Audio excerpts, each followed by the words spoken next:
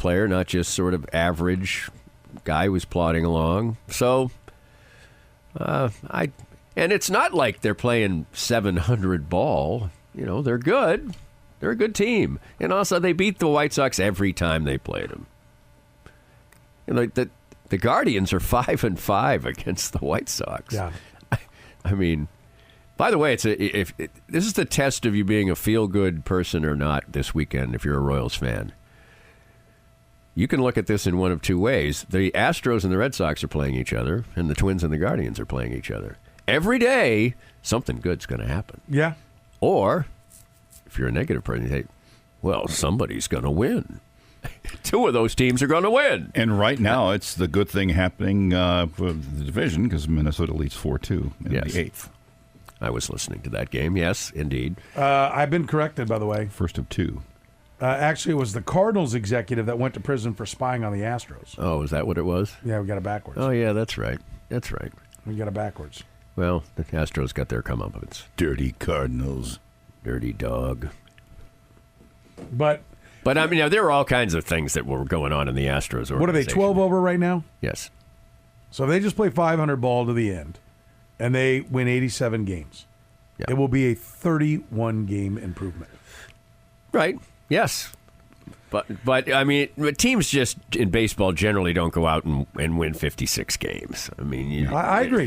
That's really bad. I think it's entirely possible this was a 65-win team last year, and it's a 75-win team this year. Right.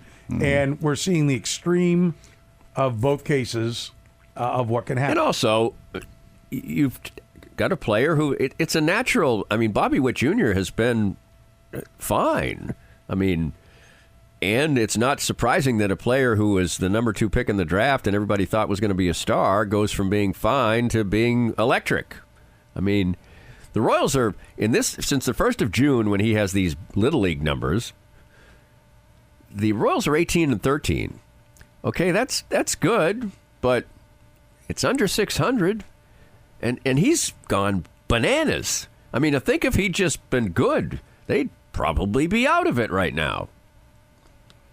Yeah. Because when a guy's on a streak like that, he's literally carrying the team. And when you watch it, not just looking at numbers, you see that he comes up in a time when you really need it, and he clears the bases with a double. And and those for think that like the game on Wednesday, they're flashing signs or stealing, tipping him off or whatever. The big hit in the game the other night, he hit a ball that was 4 inches out of the strike zone up.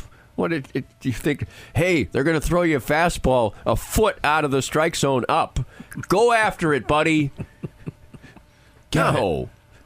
Lay off the high ones. I like the high ones.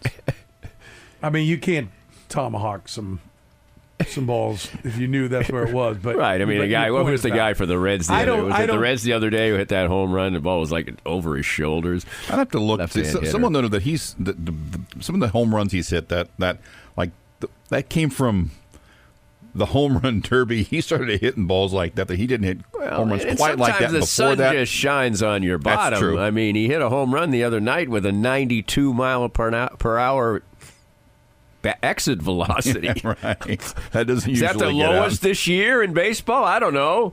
Probably because maybe someone in Great American Ballpark limped over the fence at less than that. But do I think they're stealing signs? No.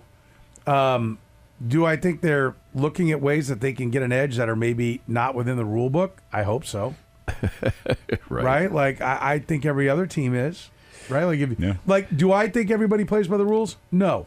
I think Latin American signings are done 2 years before they ever sign. I've talked to people. They're 13, 14 years old, and they come to an agreement with the guy. And you're like, why did that guy sign there? Because he really was agreed to the deal 2 years ago. Or and there's a street agent. Or you were paying him some money. Well, yeah, you pay the street agent, and the street agent pays the family. And then, because I've heard stories about, like, you give a guy money, and he's like 13, 14 years old. Then he gets to be 16, and now he kind of sucks. And they're like, why'd they give that guy the money? Because they agreed to do it 2 years ago when they thought he was great when he was like 13 or 14. Right.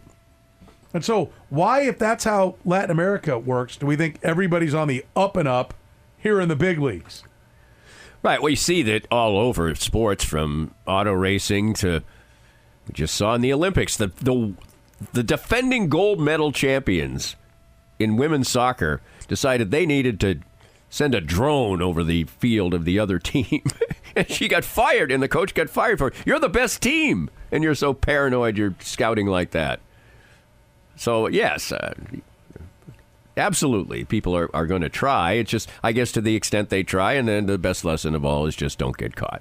What do we want to watch on Saturday night with the Chiefs preseason game? We'll talk about it with Danny Klinkscale. He's brought to you by our friends at Easton Roofing. No payments collected until you're 100% satisfied, whether it's your home or your business.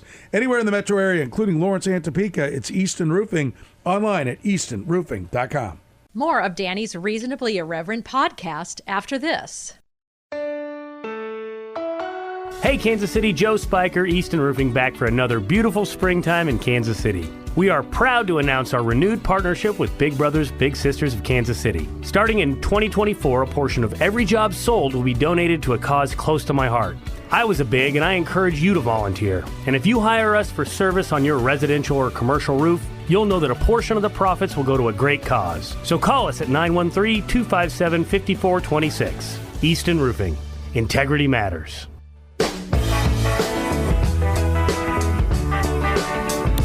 All right, the Good Sense end of the hour answer. How many Missouri Tigers have played more games for the Chiefs, regular and postseason, than Nick Bolton? He's played 51. Maybe one. Henry Marshall? Henry Marshall is number 165. Okay. He so is more than 70 number today. one. Happy birthday, Why did Henry. it stick in my head? Johnny Robinson went to Texas, didn't he? Somehow it stuck in my head that he went to Missouri. But I think he went to Texas. I'm going to say there's two. There is two. Okay, Henry Marshall and? Mitch Morse, who has played one more game than Nick Bolton. He'll pass him obviously pretty quickly. But if Henry Marshall's 70 today. How many does Henry Marshall have? 165. How many does Nick Bolton have? 51. Okay, so we got a ways to go.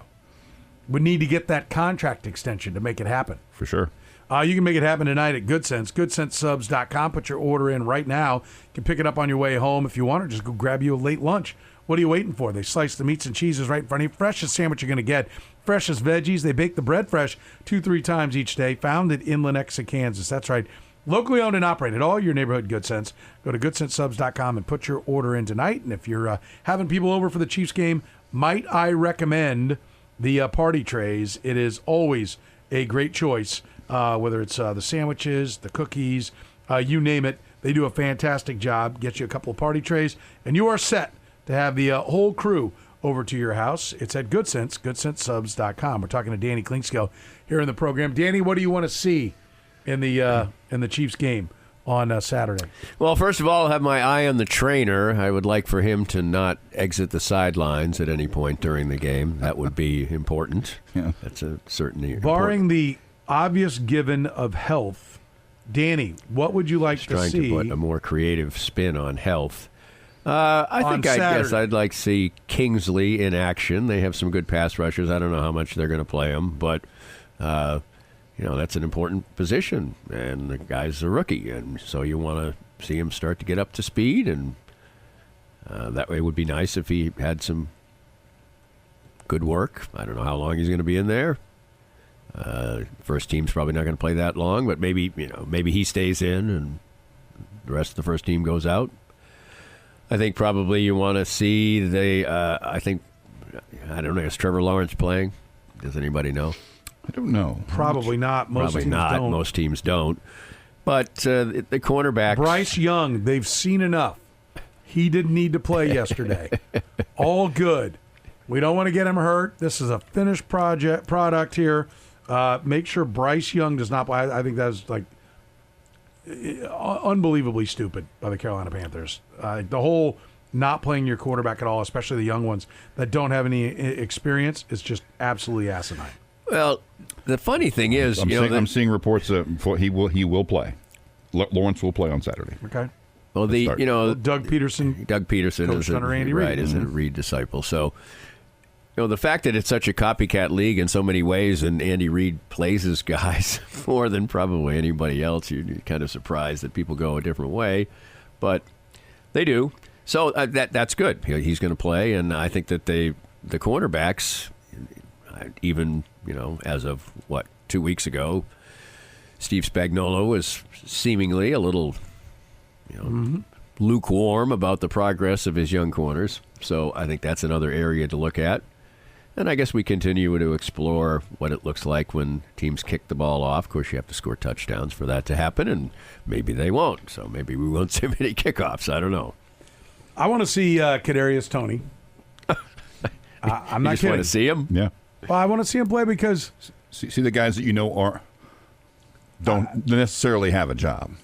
The fringe guys you're saying. I think. Listen, there are two guys, Kadarius Toney and Lucas Niang, who are just the psycho girlfriend you can't get rid of. Right.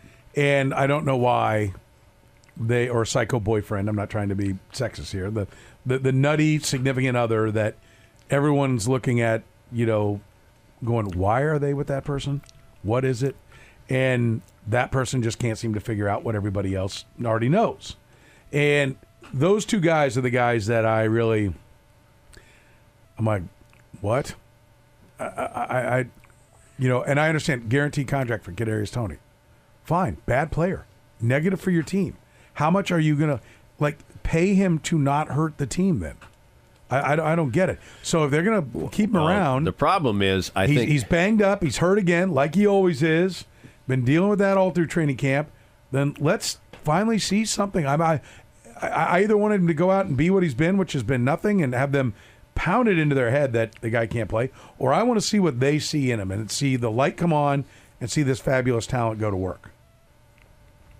the problem with him playing some significant snaps is the fact that if he played poorly but made one play, that'd be good enough. For them, because they'd see it. That'd be the little thing. That'd be the Adalberto Mondesi moment that they had to see. So I guess what you really want is for him to just go out and stink on every play. I don't. Yeah. Stink or make 3 or 4 plays. I don't. Yeah, really, but who cares if he makes 3 or 4 plays? We've got years now That's of true. the 3 years of his. He's a 3-year player, right? 3 years in the league now. Yeah. Mm-hmm. But the fact that he's not very good. So if he makes a few plays in the preseason, that just cements that he's going to be on the team. So I guess in a horrible way, you'd rather have him fumble twice and throw his helmet at Andy Reid. It seems about like the only thing. Take off his shoes. It's just like it's why I think that part of what Andy Reid does is Andy Reid's got a soft spot for certain guys, Right. because he's when he was down and people are like, well, what about him being down? He's like, well, he's got to get back in there. He's got to fix whatever he's got going on and get back in there, because when we're doing installs, like, you're getting way behind. And he's saying that. Well, do you remember that he missed like all of training camp last year? And then who they throw the football to 5 times in the opener? Kadarius Toney. But he was really good. Like there are times like Andy is so guarded, but sometimes he forgets that we can remember, at least some of us, what you said in the past. So right now he's saying it's really important for him to get out there because he's missing installs. And then last year he didn't even play and he threw the ball. Which he to missed him. all the installs, and then he was like, he's going to be our number 1 target here against the Lions. And it was a disaster. So it's like, what I hear is a guy we're getting honesty now. Right? We're getting honesty like, listen, we tried this. You don't know where you're going. You don't catch well. Like, you got to figure it out. I hear a guy that's starting to grow impatient. Well, let's hope so. We can only hope. And I guess that's it's not what you really want. If you're a Chiefs supporter, you don't want to see your guy go out and be bad, but perhaps if Andy Reid's starting to tilt towards, okay, don't fumble it 3 times, whatever. Run the wrong pattern 3 times in a row or something, Have Mahomes shaking his head, walking over the sideline. Have Mahomes throw an interception because it's Kadarius Toney's fault. They did that against the Lions last year. Yeah, well, I guess that's what we need. We need further screwing up by Kadarius Toney. I don't really want to root for that. I don't either. Oh, the other part I think that's interesting is you want to see the holder catch the ball and do well holding. Okay. Matarizer, the punter. Somebody who said, you can't hold for yourself. It is a little weird. Now, we know why the quarterbacks don't hold anymore, okay? I got it. It is rather